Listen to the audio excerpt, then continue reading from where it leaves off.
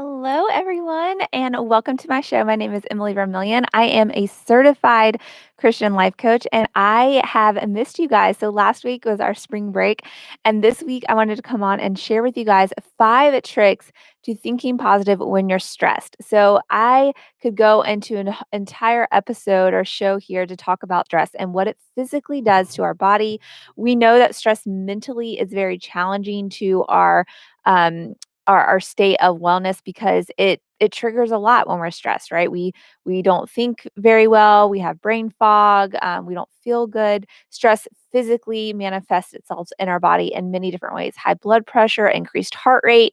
It can lead to us getting sick because it suppresses your immune system even. So there's so many factors when we are talking about stress and what it can attribute to in our life. So, I wanted to use this opportunity to share with you guys 5 tricks for helping you have a positive mindset when you're dealing with stress. So, whether it's stress from your job, relationship, your own personal just stress, because we all go through different seasons, these tips are going to help you kind of what I say, stay in the light and be positive during these scenarios. These are not going to supersede your doctor's recommendations. I am not a medical doctor. These are just daily hacks, if you will, that I use when I'm going through a stressful situation. And as a certified coach, these are tactics I help lend to my clients when they may be going through something and need that extra boost or need some tactical advice for helping themselves stay motivated and stay positive during their day when they are facing stressful scenarios. So, without further ado, the first tactical advice is to get rest. Yes, that is a very common thing that you will hear rest when you're not feeling well. But oftentimes we don't even think about this when we're in a stressful situation. We know we need to rest when we're sick and we don't feel well. But what does rest have to do with stress? Well, stress is going to, like I mentioned earlier, increase your blood pressure, cause you to have increased heart rate. It's going to maybe um, make less than great choices. It can also just cause you just fatigue. I know when I'm going through stress, I'm physically exhausted. Because I mentally am expending so much energy. So our brain does use energy and calories to work. So when we're stressed, we're kind of in overdrive and overwhelmed. So resting and specifically resting your mind is what I'm talking about here. So things like meditation and meditative prayer, these are humongous helps and aids and supports during stressful time. If you look up the effects and studies that they've done for meditation and what it does to your body physically, you will be shocked because it is truly a miracle how God created our minds to work and in what capacity that stillness can do to regenerate healthy cells in your brain, healthy cells all over your body, and making you feel so much better physically and mentally. So this is something that's important, and I want to mention here too, a lot of times in the society that we're in, the culture that we're in, we are so used to consuming. And we'll do it even without really recognizing. We'll be cooking dinner with a podcast on, or we will be, getting ready and have the news going at the same time. We're constantly in a state of consumption, whether we're scrolling social media, eating actual food, whatever it may be. And so this is very taxing. When we're going through a stressful scenario, having more of our senses engaged is exhausting. So, like I mentioned, resting your mind is very critical. You need to have time during your day where you're not engaging, you're not consuming. You need to have that time where you're just focused on being still, being quiet. And that's going to help you tremendously in managing those stress levels. And so I want to encourage you guys to do that. If you don't know what meditation is, if you don't know what mindfulness is, meditative prayer, I have a ton of episodes over on the Thought Vault podcast, the Thought Vault. That is my podcast that I host. It's all on personal development, and I have several episodes dedicated specifically to meditative prayer and mindfulness. And it's going to blow your mind in those episodes. So go check out those episodes on any podcast listening app. If you're not sure what mindfulness, meditative prayer even is or how to do it, it's just a practice that will pay off in so many ways in your life. And being someone who had never experienced meditative prayer before or even thought about being still for 2 minutes of my day, even, I did not recognize what I was missing out on. But once I did my research and started practicing it will change your life. So when you're going through a difficult season, meditative prayer, meditation, these types of things are going to help tremendously. Number two, reaffirm yourself. What does this mean? Well, when we are stressed, a lot of times we are focused on the things that are going wrong or the things that we need need to be different or that we need to work on or having to mitigate a lot of emotions or physical schedule changes. There's so much that can go along. And when we're stressed, we focus on all the things that kind of aren't working well or that need our attention. And we can get into the pattern of negative self talk and get into the pattern of limiting beliefs. One of the things that we do a lot of the times is identify as we are feeling. So we will say things like, I am so angry. I am an angry person. I am impatient. I am confused. I am un- I'm not smart enough. We'll respond to the things that we're thinking and feeling with I am statements. And the problem that I am statements create is our beliefs begin to shift about how we change or how we feel about ourselves. And we begin to change into the direction of thinking completely negatively about ourselves, which causes a lot of detriment to our brain health and our stress levels. If we're in a stressful situation and at the same time we're telling ourselves, I'm so angry, um, you are going to respond to everything going on in that circumstance with anger because you are identifying as anger.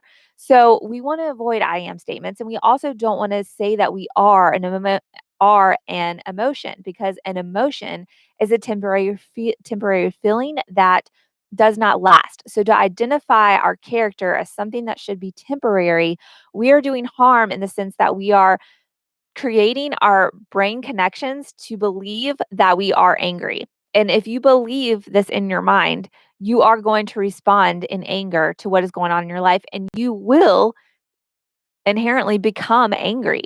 So, having an emotion should not have that much of an effect, but it does. And oftentimes, without us even recognizing it. I know when I've been in really stressful situations, I identify myself as sad. Like, I am sad. I'm a sad person. And that has always led to me dealing with depression, which I have had off and on in my life. And when I think back to those seasons, it's normally instigated by a stressful circumstance, which we all are going to face in this world. But I can see how I catapulted myself to a different level of sadness by really recognizing what I was going through as who I was as a person. And so this is not even touching on chemical imbalances and things like that. Depression can come in from many different sources and ways. So this is my personal experience. And at times I've had depression without any launch or triggering episode or circumstance. I have dealt with depression just without an explanation. But there have been times where I can see how it came about from me um, kind of creating this mental headspace that I was deciding to live in. And so it helps us when we can reaffirm ourselves in the positive, to take away the I am statements, to tell ourselves who God says we are, to tell ourselves what the truth is of the circumstance. I may be feeling sad, I may be feeling frustrated, I may be feeling angry, but I am not anger. I am not sadness. Like we're not just a one emotion being or creature. We're not instinctual, right? That is not how God created us. We have a variety of emotions, a variety of characteristics, a variety of all things. And so I just want to encourage you guys that when we're dealing with stress, we need to reaffirm who we truly are. A lot of times the way I do this is go straight to scripture and recite over myself exactly who Jesus says we are and who we were created in his image. And this always helps me to have a bigger picture of what is happening and who I am in the midst of it, and not just identifying by how I am feeling. So when we are reaffirming ourselves of who we are not using I am statements. We're able to limit what that effect has on our brain and help and limit the capacity with which the stress is affecting us. Because once we take it to the level that we are identifying as our stress, basically, it's very difficult to see things um, positively, to see things more clearly, to have more of an objective point of view if we are in a situation where we're having to make difficult decisions. So really taking out the limiting negative self-talk is tremendous in helping you in in a situation. So, I mean, I will just say, like, I'm wonderfully and fearfully made, because that is what Scripture tells me. I have all the strength I need through Christ. It all of these types of affirmations help me to recognize that this is a moment in time. This is not an identifying thing going on, the stressful situation that I'm handling. And so it's important that we talk to ourselves and that's really it. I'm okay. I'm alive. I am healthy. I am capable. Even if you're not feeling those things in the moment, by telling yourselves that you are these things, you begin to create the chain reactions to release the hormones and all the other events that take place when we speak to ourselves in our mind to help us feel confident in what we are saying. And it helps us have this motivation to switch gears and to tackle something with more ability and capability because we're not living in a negative headspace, anticipating the negativity and all of that brings. So, reaffirming who you are in Christ, who you are as a person, and what the actual facts are of the situation and not stating I am statements are going to be huge in keeping you in a positive mindset. The third thing to do is to laugh. Even smiling, just the physical act of smiling releases endorphins and oxytocin into your system and making you literally feel good just by smiling. So do whatever it takes to laugh, even if you have to force a laugh, even if you have to force a smile. It changes how you feel. It's very hard to smile at someone and them not smile in return. It's called a mirrored reaction. It takes more energy. Studies have found it takes more energy to not smile back to someone who smiles at you. So if you purposely smile at someone and they don't smile back to you, they're having to consciously think, don't smile. Because our instincts would naturally cause us to smile in response to a smile. Spread the love, enjoy it, and experience joy just by simply smiling. So I know when I've been in stressful scenarios to practice this, like we all come into contact with people throughout their day, whether it's at the gas station, when we're going to pick up lunch, our teacher, picking up the kids from school, seeing whoever, right? Uh, Practice just smiling at people. It releases so many wonderful chemicals into your body and makes you feel good. Listen to a comedy podcast episode or radio show or have time at night where you are watching something funny. But remember, be mindful of what you're consuming. We don't want to consume all day long when we're in a stressful scenario. The fourth thing is to journal out your gratitude. You hear this often, but it's such a practice that will take your mindset to a totally different playing field. When you wake up your day, starting it with thinking about four things that you're grateful for, it changes your perspective of how you even go into your day. I try to do this at the start of my day because that's how much of an impact I've seen, like just by starting my day by thinking of four things I'm grateful for, any number, three things, five things, 10 things, one thing. Uh, Being healthy and waking up is enough to be grateful for. It changes your perspective. You go into the day with a lightheartedness. And I'm not someone who inherently wakes up in a good mood. I wake up pretty neutral, and it either takes something negative and then I have a negative day, or something positive and I have more of a positive day. It takes outside things to make that happen for myself. But I've been working on this because I don't want my definition of a good day or a bad day to be dependent on things outside of my control. That's crazy. I'm in control of my own thinking. I'm in control of my own emotions because I control them by what I'm thinking about, what I'm praying about, what I'm talking to God about. that is where my control comes from. So if I start my day thinking about the things that I'm thankful for, it gives me a lighthearted push to begin my day and to begin what I'm facing. So even like, I think of a stressful scenario of like a loved one who's very sick and you're having to care for them every single day, right? You're probably going to be in a routine where you wake up and you're kind of dreading what you're going to have to face that day because you know that it's equally heartbreaking. It probably does give you peace to know that you're helping them, but at the same time, you're walking through this difficult circumstance. You're feeling the emotions from it. And depending on what you may believe is the outcome of it, that's weighing heavily on you. So in order to face that day, like you already have the expectation of what the day is going to bring by, taking care of someone who's ill, but you can approach that day with a lighthearted, positive um way, or you can approach it with a humdrum, I don't want to have to deal with this today feeling, right? And so it takes work to practice getting yourself out of the humdrum because the humdrum is easy. Falling into our flesh is easy, and our flesh typically is not going to take us somewhere positive, right? So pushing yourself to think of something grateful, think of things that you're grateful for at the start of your day is going to be a big shift for you mentally. And I know for me it was. This is a practice I've gotten used to over the last year and a half. I used to write it down in a journal, which I would encourage you guys, if you haven't been in this practice of writing down what you're thankful for, start doing it by physically writing it. I've graduated to, it's just my routine. Before I put my feet on the ground, I think of 4 things I'm grateful for, and I pray about those 4 things before I get out of my bed. It's just what I've conditioned myself to do. It has changed the way I start my day. It has changed my mindset completely.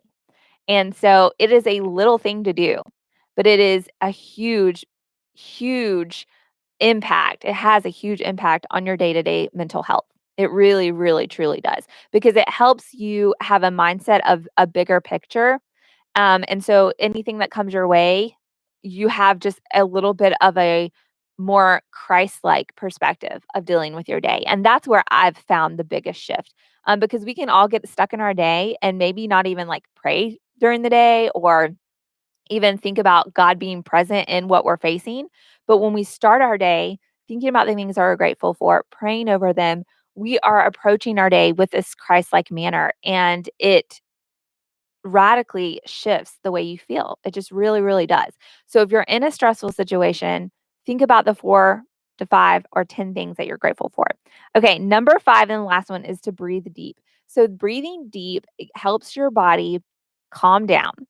It expands your blood vessels, so it helps your blood pressure lower, and your brain responds to these chemical responses as being in a relaxed state. So you will actually feel more relaxed when you are breathing deeply. So there's so many breathing techniques, and you can do lots of research on this and even read tons of books, full books on this subject. But one of my easiest tricks is to breathe in for 4 counts, hold my breath for 4 counts, and exhale for 4 counts. Inhale for 4, hold for 4, exhale for 4. That breathing will slow your heart rate down. It will help you feel calm and relaxed because your body is physically going to release those chemicals and hormones to make you relax. And it's going to help you have a clear situation brain wise. Like you're going to just cognitively feel not as foggy, not as wound up. I don't know about you all, but when I'm in a stressful scenario, I just feel very high strung. I have like the shaky feeling. It brings on like anxiousness and all of that. It also can trigger so much going on, right? So it's important to have like these tools. So breathing deep is one that is huge. So if you're at work and you're facing a deadline and you're in a stressful situation or you had a really hard conversation with a superior or something, go to the stairwell, to the bathroom, at your desk if you have privacy and practice breathing deep for at least 2 minutes. And it is going to help you feel so much calmer. You're not going to continue to engage in that heightened state, which is going to only propel more stress and more anxiousness and all of that. So it helps to just kind of like nip all of that adrenaline that you may have gotten or received from that stressful situation. Um, it's going to help calm all that. So these are things that are truly going to help you have more of a positive mindset, help you deal with the negative situation that you might be dealing with. And these are things that you can do every single day. Have a time to meditate and get rest, be still, don't consume, reaffirm yourself, do not avoid using I am statements. Tell yourself who you are in Christ. Laugh, smile, practice smiling at people you see on the road, even passing, next to you in the car. Journal out what you're grateful for. Write down 4 things that you have gratefulness over, or, like, you feel gratefulness for in your life. And 5th, you have to breathe deep because it's going to really dramatically change how you feel in that exact moment. So these 5 things are gonna help you stay positive during stress and think more positively during stress because they're all going to cognitively help you have a clearer brain, clearer mindset, a more lighthearted feeling and approach to what is happening around you, and ultimately not catapult you into negative headspace and all of that that will bring. So if you enjoyed this conversation, please hit the subscribe button so you're notified every time I go live, which is every Monday. Also, you will be notified anytime I upload extra content. I would love to see you in our private Facebook group called the Bold Insiders. It's a place where we are building community focused on these things. If you love personal development, personal growth, mental health hacks, life coaching tips, then come on over into our group. I am a certified life coach, and my heart is to help people live their life right now with bold intention and little regret and to experience all that life has because we're only promised the moment we have right now. And my hope is to help everyone feel their best in that moment. I also already mentioned, but I do have a podcast called The Thought Vault. I would love for you to subscribe to that show and listen in. I've got tons of interviews with some amazing people. I have loads of content all about how we can help ourselves physically and mentally and spiritually so that we can live our best right now. I'm excited that you're here and I hope you enjoyed today's show. I'll talk to you soon. Bye for now.